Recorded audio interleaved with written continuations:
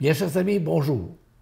Cette semaine, pour l'émission, je suis avec sœur Chantal Desmarais, qui est agente de pastorale dans notre diocèse de Joliette. Et sœur Chantal a participé au mois d'octobre dernier à Rome à ce qu'on appelle un synode. Et elle va nous en parler tout à l'heure. Et la photo à l'arrière de nous, c'est la salle du synode qu'on appelle à Rome la salle Paul VI. Alors, c'est comme si on était aujourd'hui dans la salle du synode.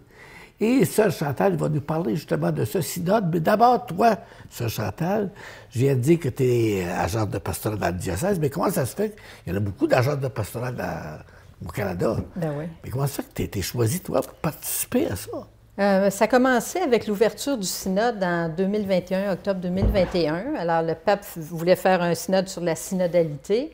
Et il a demandé qu'il y ait des laïcs qui participent à l'ouverture du synode. Donc, la Conférence des évêques catholiques du Canada a choisi quelques personnes à travers le Canada. J'en ai fait partie. C'était une grande surprise. J'ai pas fait de demande spéciale pour être nommée, mais ça a été comme un beau cadeau. Alors, c'est ça. Donc, les évêques du Canada m'avaient nommé pour participer justement à l'ouverture du synode à Rome en 2021. Et après, bien, j'ai continué dans le processus. Mais qui t'avait choisi au tout début? Qui avait jeté le regard sur toi? Bien, ça doit être le président de la Conférence des évêques catholiques du Canada, Monseigneur Poisson. Ah oui. Alors, oui. Monseigneur Poisson. Qui avait été évêque de Joliette. Qui avait été évêque de Joliette. Alors, probablement avec la consultation d'autres personnes aussi. Je ne pense pas qu'il a tout décidé tout seul. Donc, j'imagine que c'est lui qui a été le point d'ancrage. Puis après ça, tu as suivi la procédure? Après ça, bien, c'est ça, j'ai participé, j'ai toujours suivi. J'ai eu une passion pour ce synode-là sur la synodalité. Puis cette passion-là m'a amené justement à m'impliquer au niveau diocésain, au niveau provincial, national Canada et aussi qu'on appelle intercontinental là, avec les États-Unis, avant justement de s'en aller à Rome pour le synode des évêques là, qui vient de se terminer. Eh bien, tant si on abordait le sujet lui-même, un synode, pour les gens qui nous regardent, là, peut-être ceux qui suivent la vie de l'Église de façon plus immédiate, mais pour le bon nombre, là, qu'est-ce que c'est qu'un synode, premièrement? Bien, un synode, ça vient du mot grec synodos, qui veut dire marcher ensemble. Il y a un logo à l'image numéro 1 qu'on peut très bien voir, le symbole de cette synodalité-là. C'est un rassemblement de personnes qui marchent ensemble. Et là, on le voit, là, c'est dans la même direction. Il y a un arbre avec des flammes, et ça représente l'Esprit Saint, l'Eucharistie. Donc, le synode et synodalité, ça veut dire la même chose, là, marcher ensemble. Donc, le synode, à l'origine, a pris naissance lors de Vatican II. C'est les évêques qui avaient demandé justement de faire partie, avec le pape, là, de régler, de jaser sur des choses qui se passent en Église. Et là, c'est le pape François qui a demandé un synode sur la synodalité, c'est-à-dire comment est-ce qu'on marche ensemble comme peuple de Dieu. Et ce synode-là, c'est fait pour qui? Par qui aussi? Parce que si tu étais délégué, toi, il y a d'autres délégués aussi. Et puis c'est pour le monde entier, l'Église universelle. Exactement. Alors, vous étiez combien? Puis c'est qui ces personnes-là? Là? Alors, le synode, habituellement, des évêques, qu'on appelle le synode ordinaire des évêques, a lieu à peu près tous les 3 ans. Okay? Donc, c'est les évêques qui représentent l'Église universelle, qui se rassemblent auprès du pape pour régler des choses. Mais cette fois-ci, étant donné que c'est un synode sur la synodalité, le pape François a demandé quelque chose de spécial qu'il n'avait jamais rien demandé avant, c'est d'avoir 70 non-évêques qui vont participer comme les évêques à ce synode. Donc, c'est une première. Et dans les 70, pape François a tenu à ce qu'il y ait au moins 50% de femmes qui participent. Donc, nous, les 70 qui avons été pris sur la planète Terre, donc c'est 10 par continent, si on peut dire, continent religieux qui est comme ça. Là. Donc, c'était 10 délégués à partir des Canada et États-Unis. Comme les États-Unis sont plus nombreux, eux autres, il y en avait 6 à choisir, et le Canada, 4. Alors, j'ai été choisie justement pour participer à ce synode sur la synodalité. Pour une première fois, au même titre que les évêques, c'est-à-dire droit de parole, droit de vote, dans l'échange avec eux. Alors, c'est une première avec Pape François d'avoir des laïcs lors d'un synode des évêques. Donc, il y avait des évêques du monde entier. Exactement, et des laïcs du monde entier, les cardinaux aussi. Oui, oui, universel, l'Église universelle, là, donc la planète au complet. Et puis, tu nous as parlé un peu de synodalité, synode sur la synodalité. Exact. Ça se ressemble, mais qu'est-ce que ça veut dire précisément? C'est la même racine, ça vient toujours du mot « marcher ensemble ». Alors, comme je l'avais montré tantôt sur le logo, c'est un peuple qui est en marche, la synodalité. Et pourquoi Pape François a voulu un synode sur la synodalité? C'est pour retourner, dans le fond, à notre base de l'Église. C'est-à-dire, si on regarde quelle est l'Église que Jésus a voulu, puis comment dans les Actes des Apôtres, l'Église se vit, elle se vit dans la synodalité. Il n'est pas écrit le mot synodal là, dans les Actes des Apôtres, mais la description d'une Église en marche ensemble, hein, dans la participation, dans la communion pour la mission. Et c'est ça que le pape veut revenir. Revenir à notre ADN, si je peux dire. L'Église, il faut qu'elle revienne à son ADN, c'est-à-dire d'être synodale. Et dans cette synodalité-là, bien, on le voit dans les Actes des Apôtres, là, Pierre a été nommé chef de l'Église par Jésus, mais nulle part dans les Actes des Apôtres, Pierre va dire « Hey, Jésus m'a nommé chef de l'Église, donc je décide, vous n'avez rien à dire. » Non, lui, c'était toujours dans l'écoute, dans le dialogue, avec l'aide de l'Esprit Saint, pour justement discerner où c'est qu'on s'en va comme Église. C'est ça de la synodalité. Parfait. Maintenant, si c'est ça, la synodalité, vous n'êtes pas arrivé là tout seul pour donner votre opinion personnelle, j'imagine. Ben non. Vous avez dû préparer ça là, pour que ça soit vraiment une Église synodale qui se réunit à Rome. C'est ça. Donc, dans le fond, pour le pape François, c'est pour ça qu'il a fait une ouverture en 2021. Il voulait écouter ce que les baptisés, ceux qui n'ont jamais le droit de parole, en fait, avaient à dire. Ils ont quelque chose à dire aussi. Sur la vie de l'Église. Sur la vie de l'Église, sur comment on marche ensemble. C'était ça les deux questions-là. Comment on marche ensemble en Église? Puis où est-ce que l'Esprit Saint nous amène? Donc, c'était les deux questions fondamentales que le pape voulait entendre de tout le monde. Et le rôle, justement, dans chacun des milieux, c'était d'écouter ces gens-là. Hein? Qu'est-ce qu'ils ont à dire sur l'Église? Et donc, cette écoute-là était importante. Puis là, il faut faire attention parce que des fois, le mot « écoute », si on arrête juste là, on peut arriver à une écoute psychologique. Oui. Bon, on m'écoute parce que ça fait du bien, puis je vide mon sac, puis ça finit là, mais c'est pas cette écoute-là. Là. Il y a l'écoute, oui, qu'est-ce que l'autre a à dire, mais en écoutant aussi la parole de Dieu et en écoutant aussi ce que l'Esprit Saint dit. Donc, en écoutant, bien, c'est là qu'on discerne mieux qu'est-ce qu'il y a à faire. Et vous autres, la consultation que vous avez pu mener, toi, Chantal et d'autres, là, ça sur quoi? Ça portait sur quoi? Surtout. Surtout, tout dans l'Église. Le pape avait donné des idées, 10 thèmes, là, que ce soit la liturgie, que ce soit l'autorité, le rôle des femmes, les sacrements. Tout pouvait être mis à la table, là, puis d'écouter qu'est-ce qu'il y a à dire. Alors, au niveau diocésain, bien, ceux qui ont participé, naturellement, ont pu parler. On a pris en note, on a fait des synthèses. Là, je vais aussi mettre ça au clair. La différence entre une synthèse et un résumé, c'est qu'un résumé, tu gardes juste les meilleures idées ou les idées les plus importantes. Mais quand tu fais une synthèse, ça veut dire que tu gardes tout, là. Et c'est ça qu'on a fait, là, du début jusqu'à la fin. Donc, au niveau diocésain, au niveau, après, paroissial, donc tous les diocèses du Québec ont fait une synthèse en mettant en commun, justement, toutes les idées, tout ce qui avait été dit. Puis après ça, au niveau du Canada, puis après ça, les Canada avec les États-Unis, et puis après ça, on a apporté ça à Rome. Ça a donné l'instrumentum laboris, qu'on appelle. Puis quand moi, j'ai regardé l'instrumentum laboris, j'ai retrouvé, justement, les thèmes qu'on avait jasés. Alors, quels étaient ces thèmes-là? Bien, c'est ça. Donc, je l'ai dit, l'autorité, les sacrements, la liturgie, le rôle des femmes dans l'Église. Il y en a 150. On a touché beaucoup de sujets comme ça. Et comment vous travaillez ces thèmes-là, là, rendus à Rome? Alors, c'est ça. Donc, si je peux partager mon expérience, on peut mettre la photo numéro 4, là. Comment était déjà pour ce synode-là la salle, voyez-vous, là, c'était des tables rondes. On était une trentaine de tables rondes, entre 30 et 40 tables rondes. C'est la même photo que... C'est la même, oui, c'est en arrière de nous autres, en arrière des panneaux gris. C'est ça. Oui. Alors, toutes les tables rondes étaient là, donc c'était à peu près une douzaine de personnes par table, divisées par langue, naturellement, parce que si on veut échanger. Oui. Alors, il y avait l'italien, l'anglais, le français, l'espagnol, puis le portugais. Donc, il y avait 5 langues qui étaient réparties là autour des tables. lorsque on était par table, par langue aussi, alors on arrivait justement sur un sujet. Et si on va à la diapositive numéro 6, on a pris la méthode de la conversation dans l'esprit pour justement arriver à discerner, arriver à essayer de voir, premièrement, de découvrir comment on marche ensemble à tel sujet, mettons l'autorité dans l'Église. Et puis, bon, on commence toujours par une prière à l'Esprit Saint, parce que l'Esprit Saint, c'est lui qui a le rôle principal.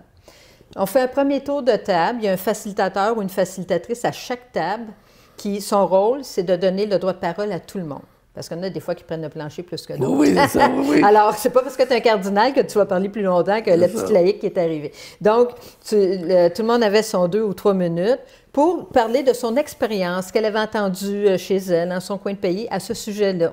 Alors, chacun 2 minutes, et pendant qu'une personne parle, l'autre ne joue pas sur son cellulaire, l'autre ne fait pas d'autre chose, là. On écoute attentivement ce que chacun et chacune a à dire.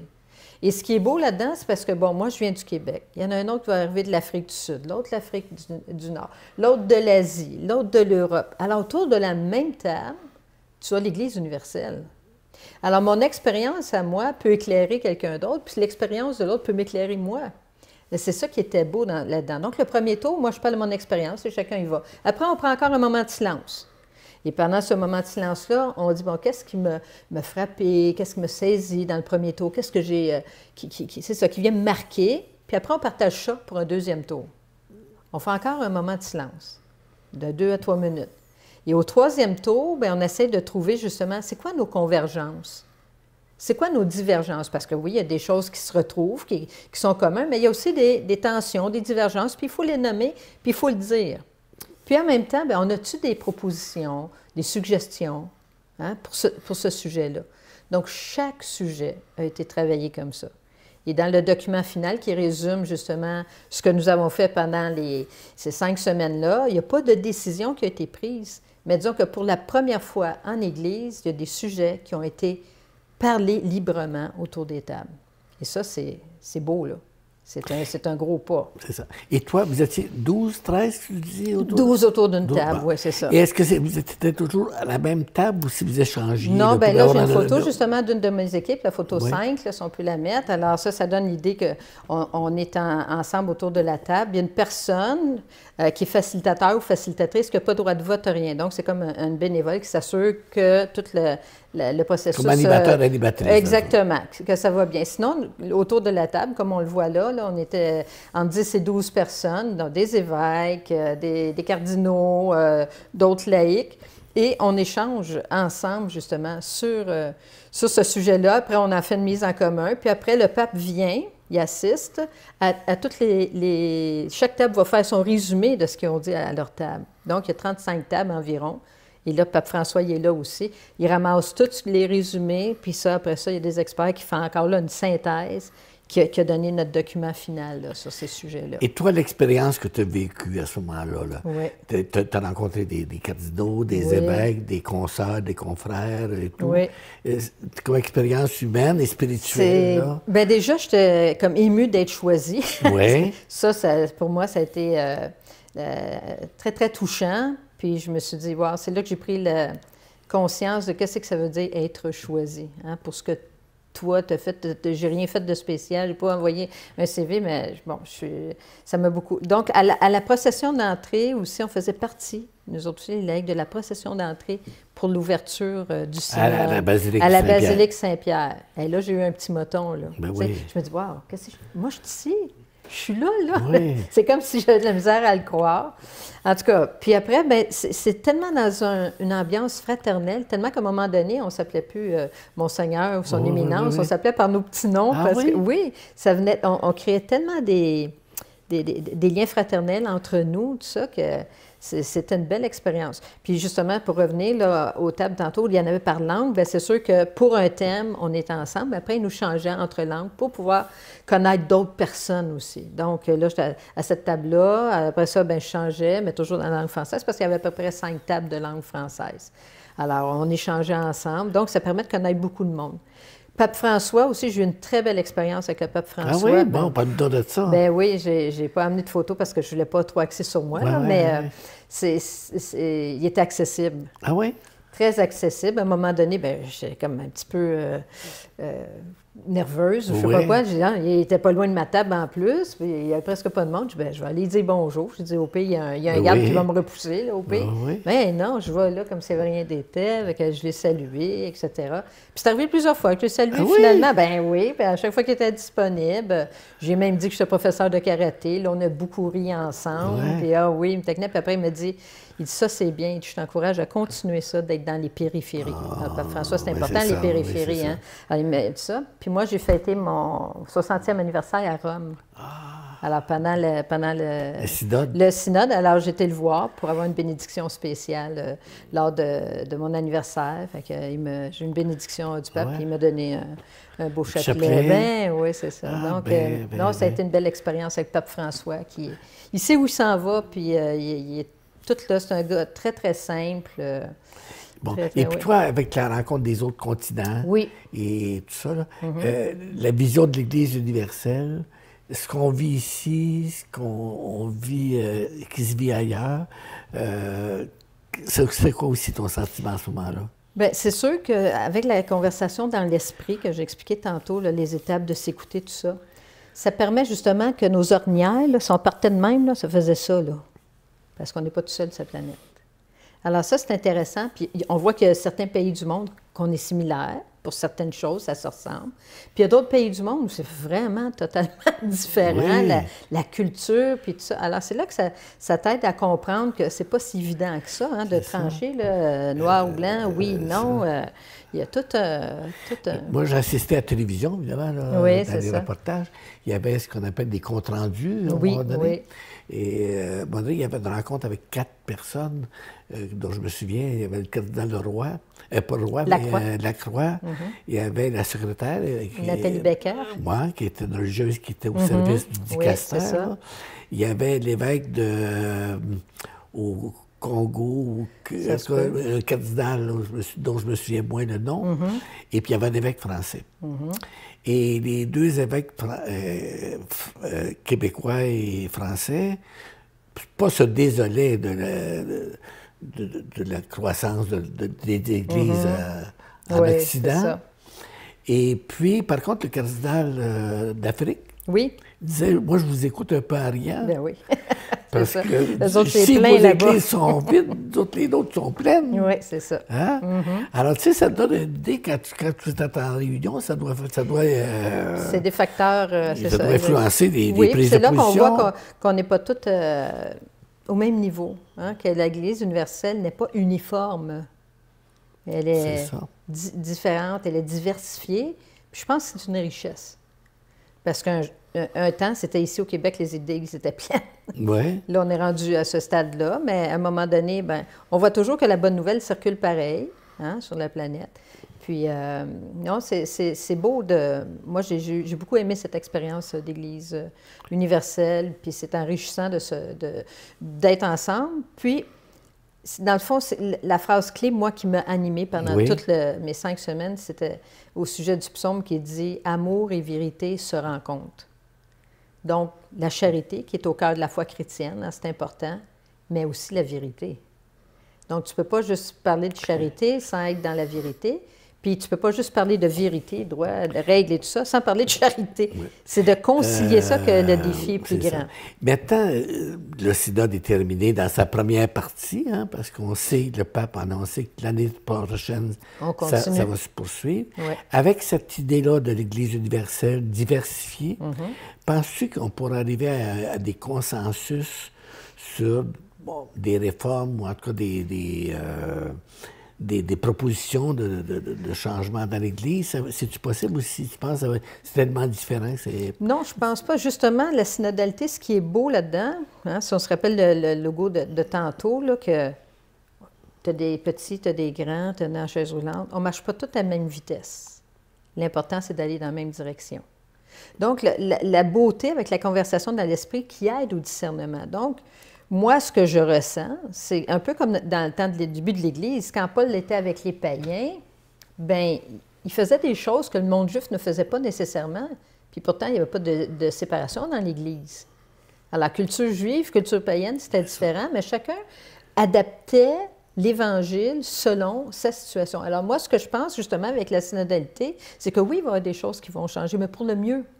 Dans le sens, à place de mettre tout le monde à plat, là, la loi est la planète au complet de A à Z, peut-être que cette loi-là s'applique plus à tel endroit. Peut-être que nous autres, on va faire ça différemment à cause de la culture qui est là. Mais toujours, c'est ça qu'il faut se souvenir, c'est toujours dans le souci de continuer la mission du Christ. Si je te donne, pour appliquer peut-être, deux sujets que tu as mentionnés tout à l'heure, que ce soit l'autorité, qui est très importante, tu donnes l'exemple de Pierre, qui aujourd'hui c'est le pape, les évêques. Synodalité, c'est important pour l'autorité. La liturgie, tu as mentionné la liturgie.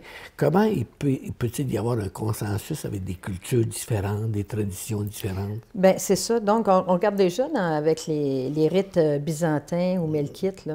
On a eu des messes. Nous autres, on assistait à des messes. Elles ne sont pas comme nos messes, mais elles sont aussi bonnes. Hein? Donc, même si les rites sont différents, si c'est le même Jésus-Christ qu'on reçoit, si c'est le même Jésus-Christ qu'on loue, c'est ça qui est important. Le point important de la synode, c'est toujours avoir les yeux focusés sur la mission de Jésus. J'aimerais que tu précises pour nos téléspectateurs, on est conscients, nous autres, là, les rites byzantins, les rites orientaux. Mais qu'est-ce que ça veut dire concrètement? Bien, concrètement, ça veut dire qu'admettons, certains rites orientaux vont peut-être être encore dos à la foule. Ils vont avoir plein d'encens plus que nous autres. Ils vont plus chanter dans une langue arabe. Des vêtements liturgiques plus élaborés. Vêtements, exactement. Donc, ça, c'est des rites que pour moi, ce n'est pas un obstacle. On ne demandera pas à tout le monde de porter la chasuble de telle façon. L'important, c'est autant pour les rites orientaux que nous, est-ce que la façon dont on fait notre liturgie, est-ce que ça rapproche les gens vers Dieu? Est-ce qu'on est dans la mission? C'est ça qui est important. C'est bien ce bel exemple qui est à propos. Oui, c'est ça. Bon, au niveau de l'autorité, aussi de la culture, tu sais, moi, je m'aperçois que chez moi, là, à Berthier, il y a des Africains de plus en plus qui arrivent. Et on parle du rôle de la femme en Afrique par rapport à ici. C'est assez différent. Tout à fait. Hein? Ça fait culturel. Alors, tu sais, par rapport à l'autorité dans l'Église, ça influence sûrement aussi, ça, là. Justement, quand on parlait de l'autorité, en théorie, tout le monde est d'accord pour dire que Jésus-Christ est notre modèle. Oui. Sauf que quand ça fait notre affaire, est-ce que ça fait toujours notre affaire que Jésus soit notre modèle comme autorité? Ou bien des fois, on aime ça, suivre le modèle du monde, des grands de ce monde, puis d'avoir un titre, puis que tout le monde me regarde. C'est là que l'autorité, elle est où exactement? Donc, je pense qu'il faut s'inspirer davantage. Puis, comme tantôt le logo le montrait encore, l'évêque est en plein milieu. Hein, il n'est pas en avant. Il est parmi le peuple, il est avec le peuple. C'est ça qui est important. Alors, ce n'est pas... il va toujours avoir besoin de papes, cardinaux, évêques. Ça ne va pas partir, ça, même si on veut jaser sur l'autorité, mais c'est le type d'autorité qui va changer. Et on a pris conscience, on a donné une définition au mot autorité. Autorité, c'est pas « je décide ». Vous n'avez rien à dire. C'est comme ça parce que moi, j'ai un titre, j'ai un poste, je suis là. Non, l'autorité, c'est d'être assez humble pour aider à faire grandir les autres dans la foi. C'est ça, la vraie autorité. Quelqu'un qui aide les autres à grandir dans la foi, c'est l'autorité. Deux beaux exemples. Oui, c'est ça. Maintenant, l'émission tire à sa fin. Ça va vite. Alors, donc, vous êtes parti de Rome, mais vous allez retourner au mois d'octobre prochain avec une mission, sans doute, de consulter...